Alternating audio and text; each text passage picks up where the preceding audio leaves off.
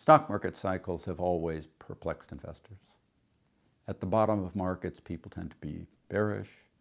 At the tops of markets, people tend to be bullish. But the fundamental question of what drives things has always perplexed.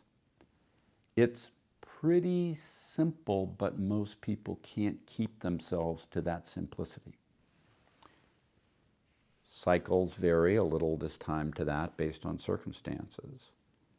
But the driving feature is that once you've gotten to a point where the market's gotten ahead of itself and some bad things start to happen, the market will typically roll over slowly and go down gradually, pulling in the last greater fools into the market as they think it's their opportunity to get in for the next ride up.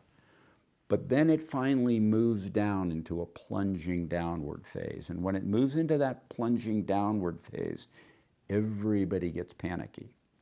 And at that point in time, because the market's always pre-pricing, I preach this over and over and over again, it's always pre-pricing a future that's out there someplace between 3 and about 30 months. And when you get to that panicky part, it pre-prices the near side of that. It pre-prices the fear of what's immediately ahead in the economic downturn that goes with that. And it can't hold on to that near term for too long. Soon reverts to the far end, which is pre-pricing out a couple of years into the future, past the recession.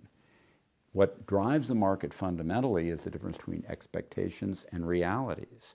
And that future reality a couple of years out is past the bad economic times that everyone's focused on at that moment in time, and the market keeps moving higher because it's pre-pricing that better future than the future that everyone in the short term created by the panic is myopically focused on.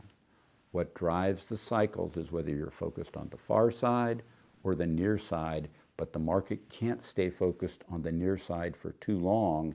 And then once it gets focused on the far side, it stays there for a good long time until you run into those bad things that pull it back down and create the cycle over and over and over again.